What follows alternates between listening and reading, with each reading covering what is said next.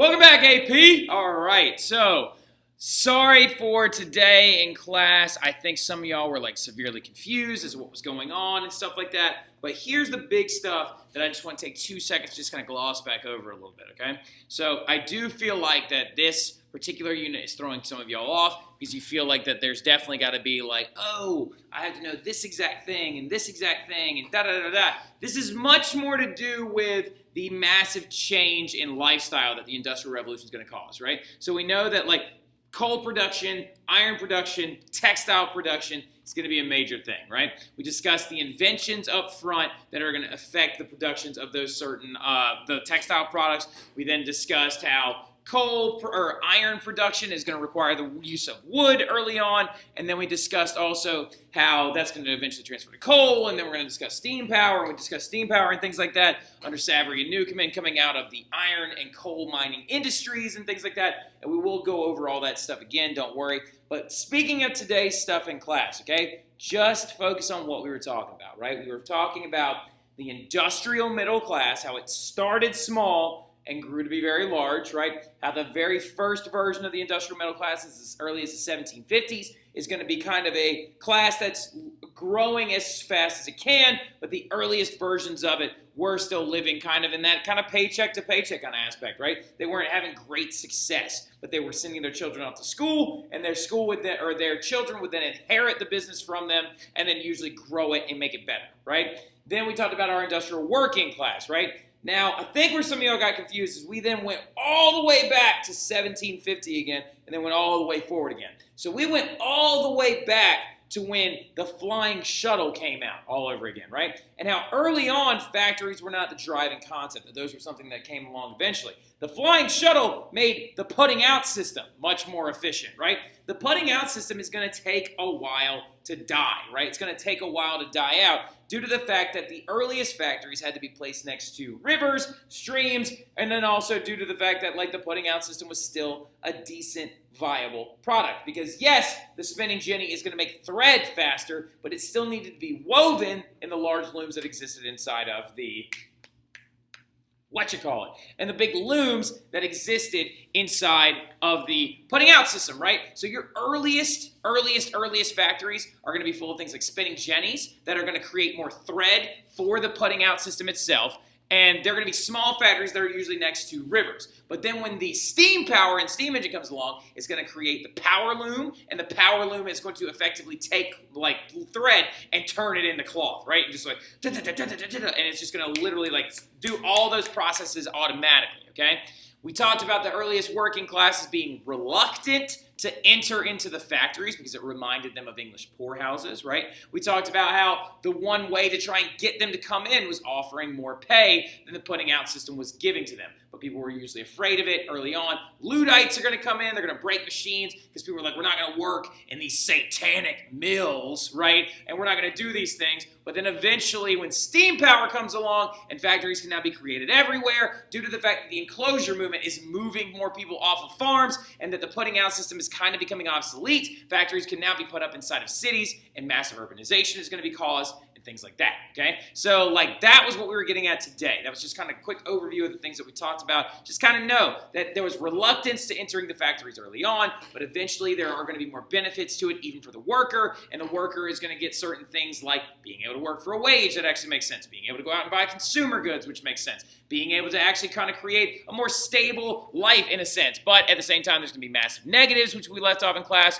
When we talked about our negatives, we looked at child labor. All right, so which we'll come back to here in a second. We also talked about the fact that you're working 6 days a week. You're also talking about the fact that you're going to have 11-hour shifts, and that also wage stagnation is going to occur, right?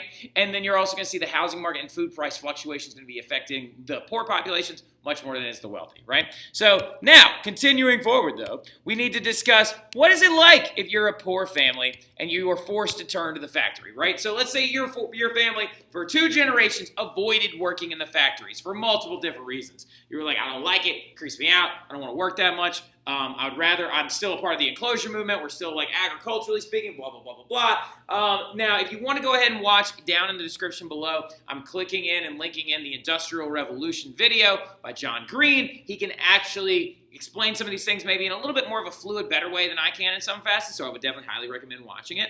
And also another big thing, though, is he does explain early on how from like 1720 or 1750 to 1820, like in the 1750s, you were living a very regular, like a life that was not that different from the Middle Ages. But by 1820, you were living in a city, working in a factory, and everything in your life had dramatically changed, right? So in the 1800s, factories are going to move from the countryside into the cities with that advent of steam power, right? Power looms are going to be created, and they're now automatically manufacturing cloth textiles by the yard, right? All the workers have to do is load these cloth things in. They're called bobbins, and they're these big things of thread, these big spools of thread. They'll be loaded onto the machines, and then they would just pull those threads in there, and an automatic power loom would go, and it would just like throw the weft back and forth and actually loom you the actual cloth for you. The men would oftentimes be down in the cellars, actually shoveling coal into the steam engine boilers, and then the women oftentimes and children would be upstairs working with the machines themselves. Now, there were going to be a new variety of jobs in the cities, not just in the factories, though. You're going to see more women entering into the cities like we talked about in the 2 units ago, where they're looking for work in homes, right? You're going to see men coming into the cities trying to find what's left of any work that guilds have around, okay? And then you're also going to see men coming in trying to find other new venues. But there are two particular things you need to understand. Now, if you're going from the putting out system to a factory model of labor, you got to understand that in the putting out system, family models of work have always existed, right? Father, dad would operate the loom itself, right? The big loom in the putting out system. Sons or children would use their little hands to weave everything forward, pre-flying shuttle. And then the women oftentimes were spinners or carders, right? So you were working as a family unit to try and actually figure out how you're going to make this product for the merchant to then come over, take, and move it through the putting out system or the cottage industry. Now, that's going to stay a relevant thing. Families actually entered into factories, not individuals. And early on, parents wanted child labor. They wanted child labor. They wanted it. They preferred it because it means that they were going to have their kids next to their side, very, very close to them, and they were going to be able to watch them, and also the children would be able to earn a very small amount of a wage, right? So, and there were usually two places you were actively recruited, right? That's right, recruited. Factory workers recruited entire family units to come into their factories or their coal mine and work together, right? Cotton mill work and coal mine work were the two big spheres that entire families were recruited for. Like I said, dad would be downstairs shoveling coal into a boiler to create the steam power that would push the power looms forward. Mom would be upstairs loading the bobbins into the machines, and children would be running around picking up scraps and things like that, or using their little hands to get threads threaded in through the bobbins and the machines themselves. As you can see this young man doing right here in a later 1800s image, right? You can see his small hands actually being used to replace these things, those bobbins, right? So, and also as you can see right here in this source right over here to the fourth, as seen in this artwork from 1840, all members of the family, including mothers and children, were often hired in English textile factories, right? I don't know what these two are doing, but a big one you can see is this little children down here. Look at this little kid coming out from underneath the power loom itself, chasing after a scrap. Now, oftentimes, though, as you can obviously tell, children are going to have very highly dangerous jobs in a lot of this work, right? Children are going to be in dangerous jobs in things like, for example, in the, over here, in the textile mills, they would be used to go chase scraps that actually fell down underneath the machines. Sometimes the children would be used with their tiny little hands to reach into the power looms and use their hands to untangle any knots or specific threads or the weft that actually came through. And sometimes if those machines kicked back on, it could rip the skin off of their hands or grab onto their hands and pull their arm in, right? So like it was a very dangerous work for a child. And these children right here, as you can see, he is no more than about 7 years old, right? Very, very young child working there. And in the coal mines, it wasn't much better. Children will be oftentimes used to haul carts, to get inside of small shafts, or also to open and close ventilation systems. But entire family units were even recruited to work in coal mines. Dad would be at the seam, is what it's called, using a pickaxe, minecrafting his way through there, and actually breaking down the coal and putting it inside of these large containers. Women or children would oftentimes be used to drag the carts out, and especially kids were used to sort coal into other containers, right? So even coal miners recruited entire families. Coal mine owners recruited entire families. Iron smelters were typically men, though. That's important, and we'll talk about that in the next slide when we talk about separate spheres of working, all right? So big thing, though, that's going to occur is along the road, people are going to begin to lash out against child labor. Now, this is a very interestingly weird thing. This is going to be one of those things that's going to bother some of you that thinks in everything in strict black and white. It's going to bother some of you who are like, oh, history is supposed to be an event, and then everything changes, right? Really weird thing occurred during the early 1800s when the people began to be actively recruited, and you used to see mining, cotton mill work, and a lot of factory work increase, and the levels of how much you worked in these places increase, and the oftentimes amount of time you worked in these places increase. Weird thing. Parents didn't talk down about child labor, right? The children's in here did have dangerous jobs, yes, but their parents preferred that child labor because they were the ones disciplining their children in the factories and in the mines, watching over them, telling them what to do, and the children were earning a small wage, and they were being kept safe. When I say safe, I mean from the streets, criminals, street crime, things like that, right? Now, interestingly enough, it was not until later that parents began to lash out against the child labor laws or child labor working, child labor, with like breaking out against those things.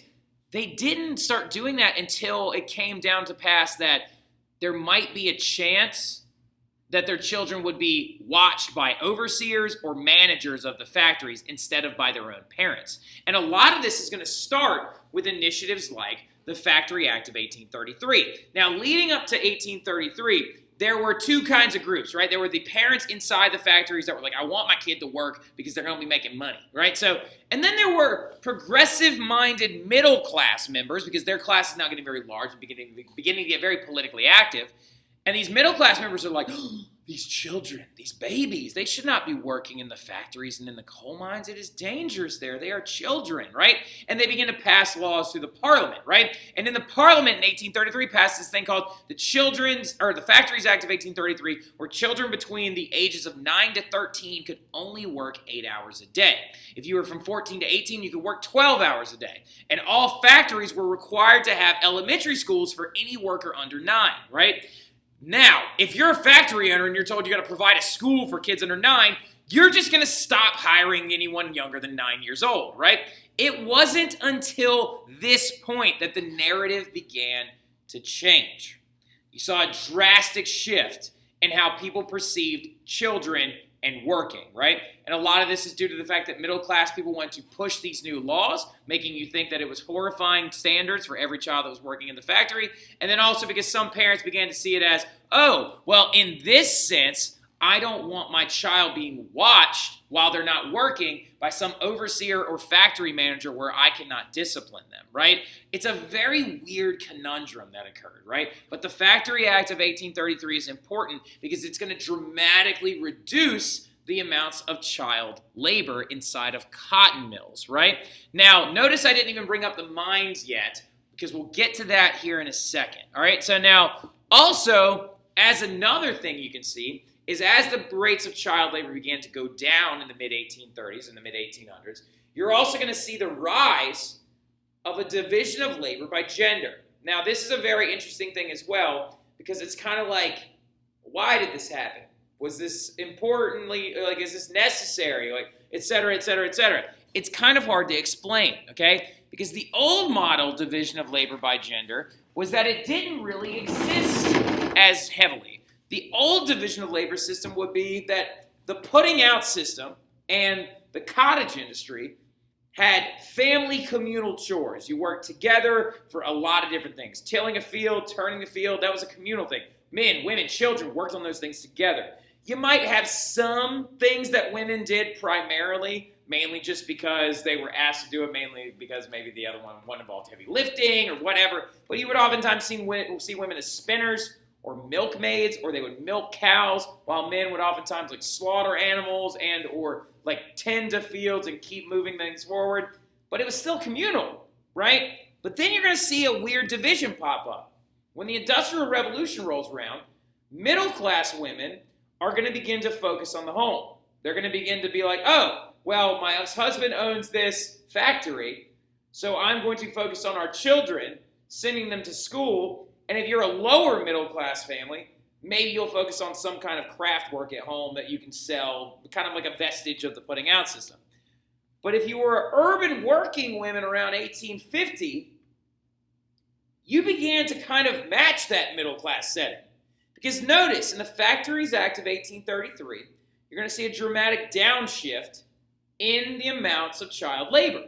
That means that children aren't going to be able to work in these factories as much anymore. That means mom has to stay home with them and now has to control the house, tend to the children, and make sure things progress forward. It's a very weird thing that began to happen, right? Urban working women started working in factories shorter shifts, or if they had large families with younger children, they began to focus on the home in and of itself. Now, not to say that focusing on the home was not a full-time job, right? Women had to sew, mend, possibly for money, become seamstresses for money if they needed to. But also, you got to remember, there was no public transportation. So going to do something as simple as going to get the groceries took a long time, right? So looking at all the facets of this entire thing as occurring, and the fact that you're seeing more and more children not being allowed to be working in factories, you're going to see women's roles change, right?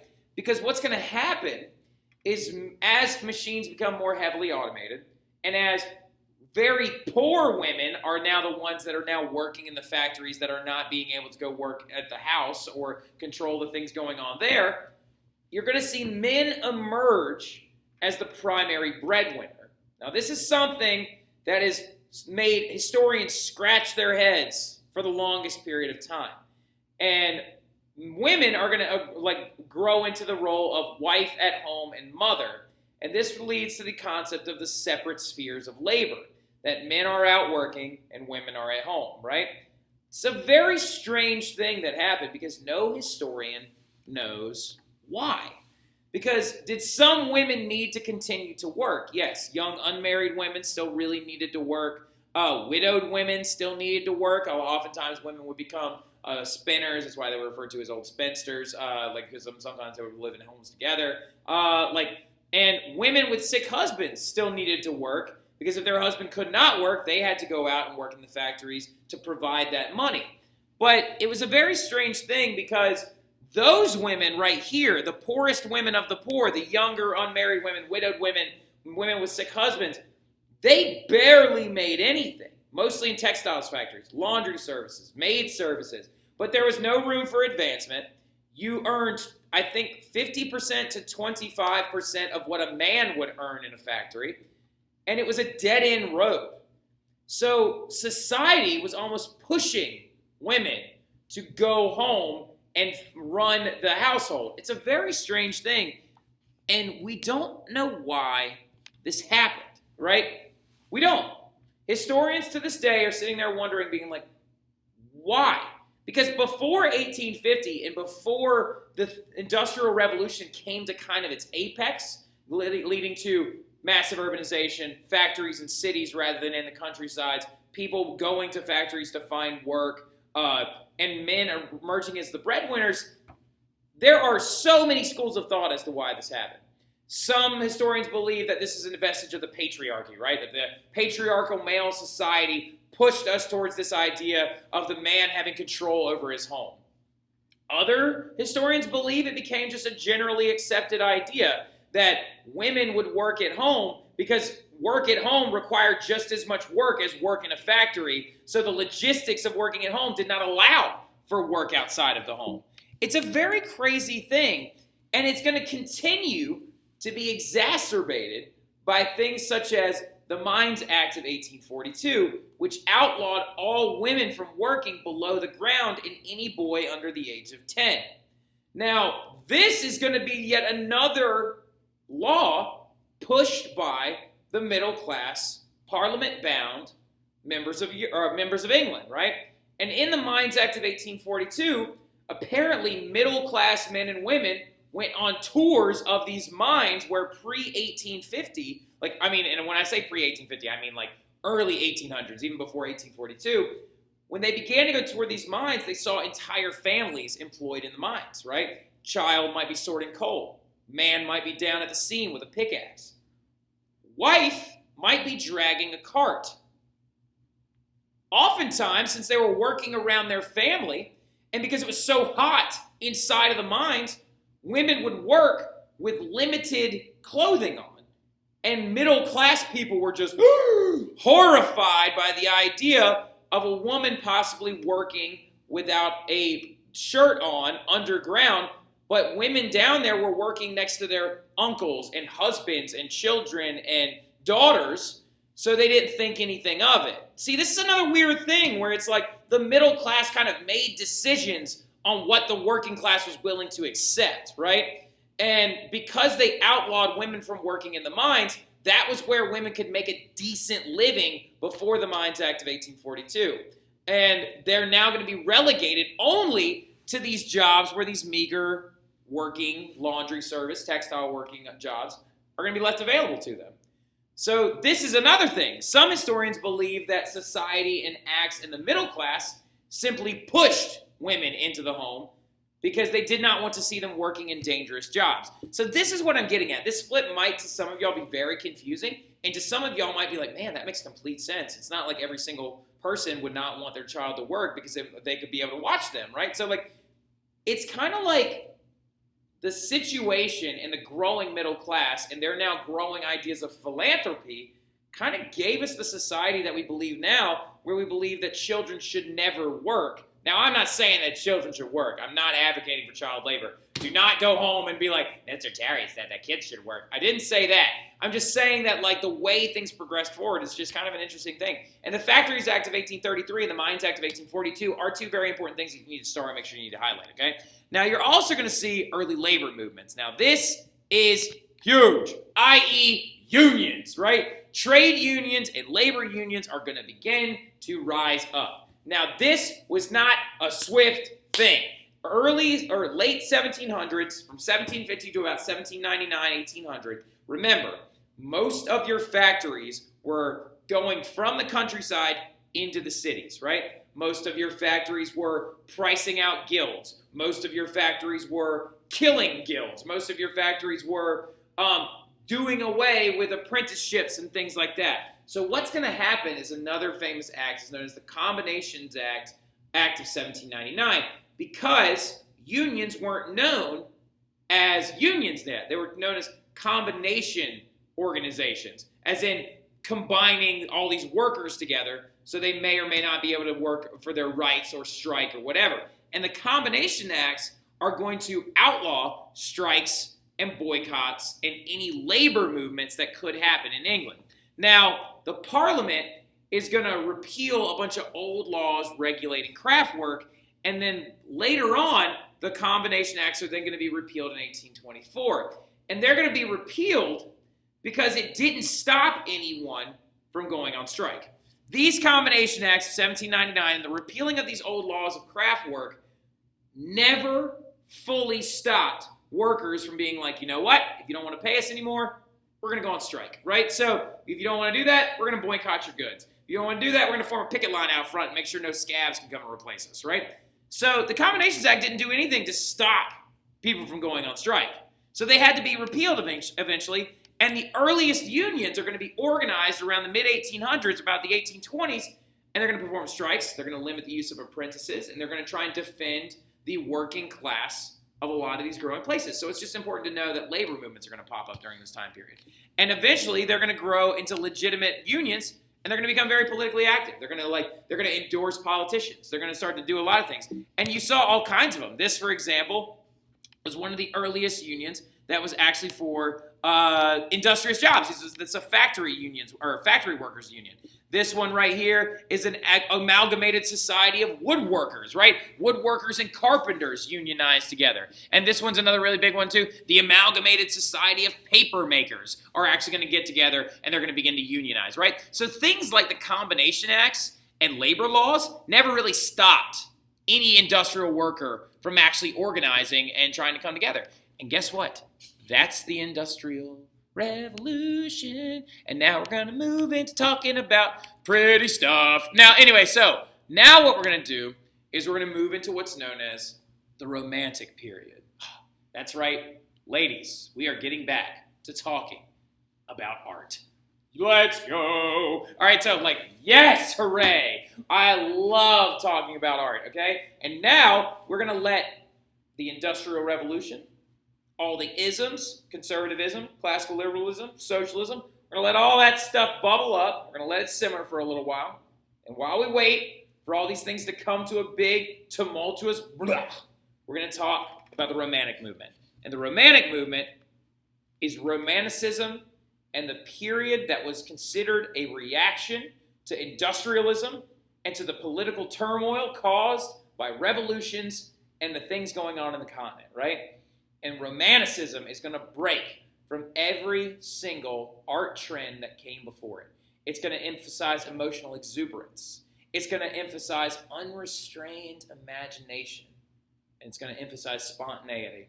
It's going to emphasize being the hippie of the early 1800s, right? This is the counterculture movement of the early 1800s, right? We're seeing the growth of a new movement in art, culture, music, everything. And I'm going to play some romantic music for you whenever we actually listen to and do our warm-up the other day, right? Or next time we're together. And some of you are going to be like, ew, classical. Leave me alone, Emma Dewey. Now look, so early German romantics even gave it a name to try and explain this reaction to factories, this reaction to conservatives and classical liberals, the heart of a socialist being painted on canvas, all this idea of this great vestige of intense, growing artistic expression, and they referred to as Sturm und Drang. And Sturm und Drang means storm and stress. Spontaneity of a thunderstorm, the stress of society causing the growth of this idea known as Romanticism. All right, so the growth of Romanticism and everything I learned about Romanticism, I learned from a guy named Mr. D. All right, now Mr. D used to teach at the last school that I was at, right? And Mr. D was a English teacher and loved romantic artwork and believed it was an amazing thing. Now, you do not need to write this next thing down, but I truly believe that Mr. D. Antonio, Mr. D, this is what all the kids called him, perfectly explains Romanticism in this quote that I asked him to explain it with. He said, the Romantic movement is a reaction to industrialism, a return to nature. He believed that the common man became subjects of art, and it had a fascination with the foreign, the exotic, and not only was it a reaction to industrialism, but it was a reaction to the Enlightenment. Because he thought that people were disillusioned with the fact that the Enlightenment and its ideas were going to fix everything. So the Romantic movement is kind of a period where people were like, you know what, Voltaire, your concepts didn't fix everything. And they began to kind of lash out at all of the art trends that said you've got to do a certain thing. And according to Romantics themselves, the artist's feeling is his law. Caspar David Friedrich said that. We'll look at some of his paintings later. According to Wordsworth, who was a Romantic poet, he said, the spontaneous overflow of powerful feelings. It's kind of an interesting thing because for the very first time, the common man is becoming more active in his own destiny. And I think that a lot of that's related to the Enlightenment, to the change in lifestyle of the 1700s, the economic viability of the common man, working for a wage, moving to cities, and honestly, the new social classes of the upper industrial, middle, and industrial working are now in constant contact with each other. And it's kind of like people are speaking up for everyone else. And the Romantics adopted this entire counterculture movement. You could spot a Romantic artist by just looking at him. Long, untamed hair, going against fashion trends, rocking your own, still untamed hair, into your older years, presenting yourself in front of society, having scraggly, unkept facial hair, or just letting it kind of just go on its own, right? Just like they led a very bohemian lifestyle. They led this kind of idea of we don't care. I'm just going to let my feelings flow. And you saw imagery in Romantic art and also in Romantic poetry and writing that you never saw anywhere else. It focused around duels, illness, death, and violence and sex and suicide was a heavy theme in some romantic art. And then also another big one, madness and also glorious views of nature and national pride. So like it's a very interesting growth of artistic period, and I think that it perfectly symbolizes all the feelings that came through the 1700s. I think the 1700s into the 1800s. I think that you will better understand the political movements if you understand Romanticism, right? And make sure you write all these things down. But it kind of began to represent just this raw, intense art. And if you can't tell, if I had to pick one type of art trend that I love, the Romantics are the ones I love the most. And poetry is a big field. Writings is a big field. It is not just limited to visual art, right? Romantic poetry had a very distinctive voice. Two of your biggest Romantic poets include William Wordsworth, who is English, and Coleridge, Coleridge, who is very, very famous for his text known as lyrical ballads, right? And in this, he said that the common man should be the subject of our writing because those are the people that our society are built upon. And he said that we need to get vocab down to the everyman level. So he wrote his poetry in words that even the common factory worker could read and understand. You're going to see later like writers show up soon, like Byron, Shelley, Keats, and some other ones. And this one is Wordsworth. And Wordsworth, I think, is great for showing that reaction to industrialism. Because this is a very, very famous piece he had where he said, "For oft when on my couch I lie," you don't need to write this, by the way, I'm going to start over. For oft when on my couch I lie, in vacant or in pensive mood, they flash upon that inward eye, which is the bliss of solitude. And then my heart with pleasure fills and dances with the daffodils, right? And it's kind of a very large piece of it's invoking nature. It's invoking a counterculture movement of not working, and it's invoking the idea of being alone with your emotions and with your thoughts, right? Wordsworth is very, very, very much a fantastic symbol of the entire Romantic period. And that entire piece that I just said is a snippet from the poem that you can actually read in its full length, and it's called "I Wandered Lonely as a Cloud," and it's one of my favorite poems I've ever heard, right? Now, some people argue that William Ernest Henley's Invictus is also Romanticism, which I could argue that's actually kind of more Victorian era, but like we'll talk about that later, okay? Now, other writers are going to pop up as well. Lord Byron, for example. Oh, Lord freaking Byron, all right? So Lord Byron, the ladies' man, the romantic, the guy, Lord Byron. Lord Byron wrote plays, poems, writings, literature, all full of intense emotion and rapid intensity, right? He is going to create new schools of thought, right? He also possibly hooked up with like every famous woman in our European history. It's crazy. So at the time, he actually had a very, very intense effect on people like Percy Shelley and Mary Wollstonecraft Shelley, who's going to be the daughter of Mary Wollstonecraft. And he's going to like, at his home, at Lord Byron's home, Mary Wollstonecraft Shelley is going to invent Frankenstein's monster. And I'll tell you all that story a little bit later on. Frankenstein is, by Mary Wollstonecraft Shelley. Now, Lord Byron is even so well known for being such a ladies' man. He wrote famous pieces like Don Juan. He wrote the famous piece called Don Juan, where this man is kind of like not taken advantage of by other women, but like the way it's supposed to be produced is like, oh, Don Juan is seducing these women, but it's actually kind of this man is weak-willed towards women, and they're seducing him. It's a very interesting kind of thing. And also, for extra credit, listen closely, he also invented the concept of the tragic Byronic hero.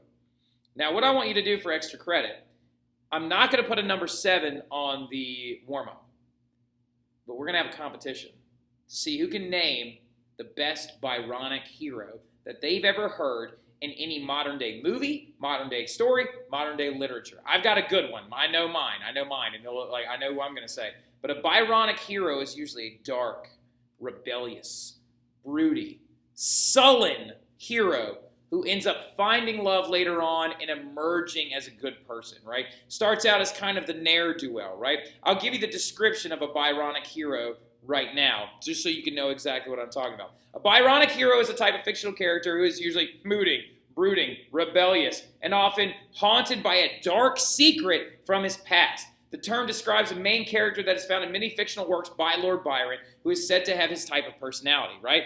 Lord Byron is believed to have had this personality himself. And he did all of this with a club foot. Like, Lord Byron literally had a club foot. You had to wear a special stilt all the time. So I love Lord Byron. I think he's really cool. Then you're going to see also Alexander Dumas, who is going to become very famous for writing The Three Musketeers and The Count of Monte Cristo. And Alexander Dumas is the very, very first artist and writer of all of European history to be African descendant. He was actually half African. His mother was Haitian.